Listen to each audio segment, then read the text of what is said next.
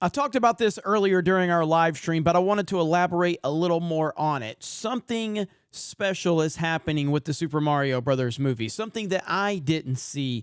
And I'm someone that said that this movie was going to make $1 billion 4 or 5 months ago. But even I didn't see what exactly is happening now. And it reminds me of something that happened a few years ago that had a big impact on the fandom, and that is The Last Jedi. But it reminds me of that in a complete opposite way. Whereas The Last Jedi destroyed fandom, I feel like Mario could be one of the key moments to repairing it and getting us back to the basic storytelling method of respecting the fans first.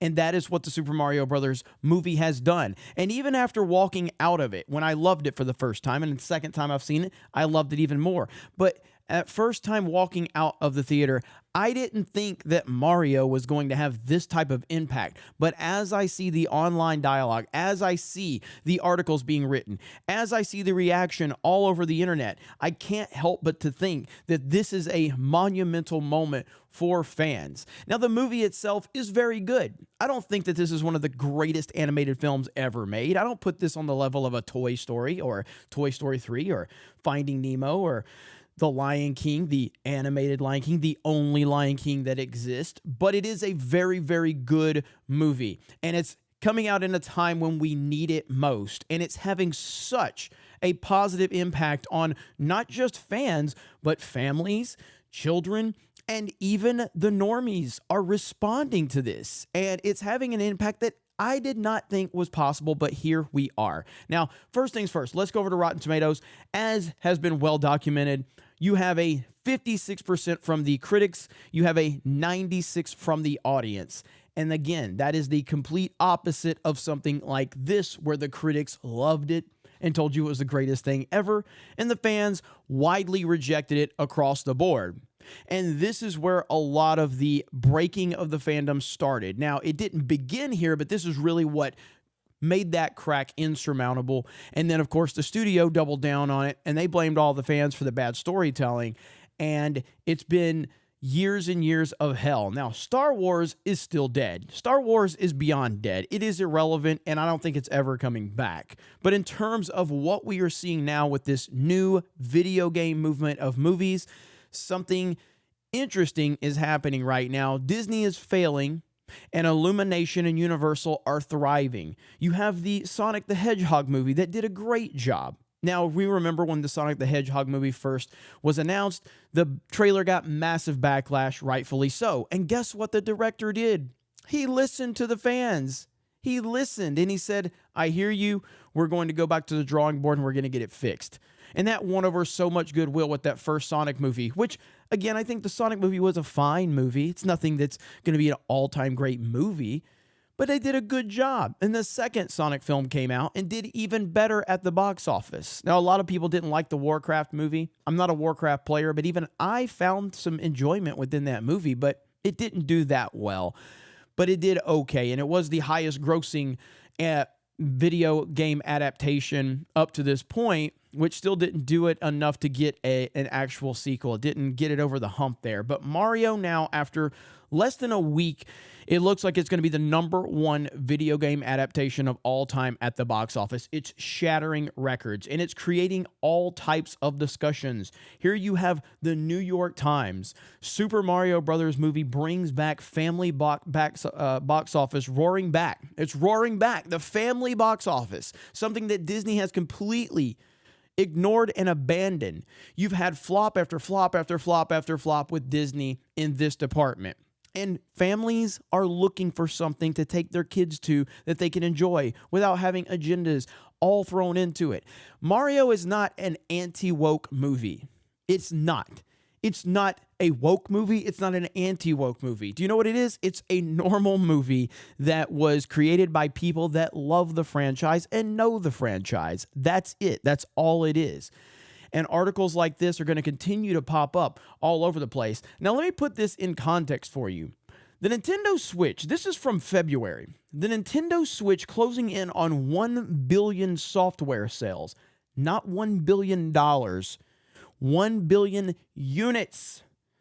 That is how big the Nintendo Switch is. It is massive, and Nintendo has never been in a better position than they are right now. Again, this is back in February, so I can just assume that they've already passed 1 billion.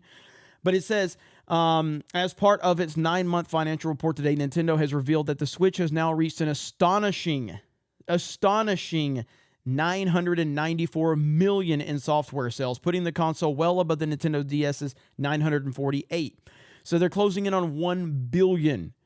Now, again, to put that in context, I believe the PlayStation 2 has the single most software sales ever at 1.5 billion. But the difference is that the PlayStation 2 was heavily reliant upon third-party titles like GTA and Call of Duty and other franchises like that. Nintendo doesn't do that. Nintendo focuses on first-party. So you would think, I would say 95% of all of these sales, and that's just a guesstimate, it may be 90, 95, whatever, 90%, let's just say 90% of all of these sales are going to be Nintendo first-party titles.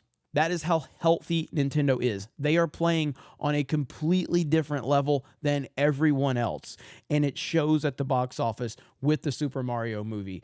So things are not slowing down for Nintendo at all. That's only going to get better. And now we believe that we're going to get a Nintendo Cinematic Universe with the success of the Super Mario movie. Now, what that means, again, I can't speculate in terms of knowing anything. I can just assume when we say Nintendo Cinematic Universe, I just believe that that's a universe that's going to be populated by Nintendo IPs. It doesn't mean that there's going to be these mass crossovers like the Marvel Cinematic Universe or anything like that. I don't think you're going to see Mario and Luigi popping up in a Zelda movie. I don't think you're going to see Princess Peach popping up in a Metroid movie. I don't think you're going to see Donkey Kong popping up in a Star Fox movie. Maybe, but I can't really see that happening. Now, what I could see is eventually if we get to a point of a Smash Bros. Film, which is hard to even comprehend, but the actual thought of a Smash Bros. Film following a few of our characters and having story arcs with them leading up to this big Smash Bros. Tournament is the greatest thing imaginable. I don't know if that's possible. I don't know if we're getting that,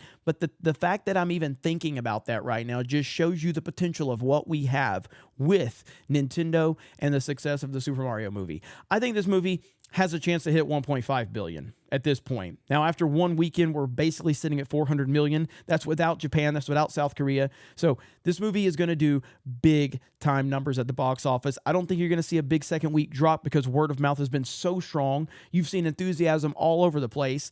I've seen families going dressed up all through the Mario universe, whether it's Luigi, whether it's Mario, Waluigi. I've seen people dressed up like everything, and the Nintendo lore is so deep, and the character love is so passionate that right now, with what we're seeing, there is no end in sight, and I am so damn excited. So this could be a monumental moment for fans, for entertainment, for everything. We've seen Hollywood is nothing more than a trend follower. So when something new happens within the world of entertainment, they tend to follow trends. And hopefully this can put a slow end, maybe a quick end, but at least slowly start to end the woke nonsense we're seeing and get us back to basics of simple yet effective storytelling and honoring the fans. You guys let me know your thoughts in the comments below. Thank you very much for checking out this video, and we will talk to you later.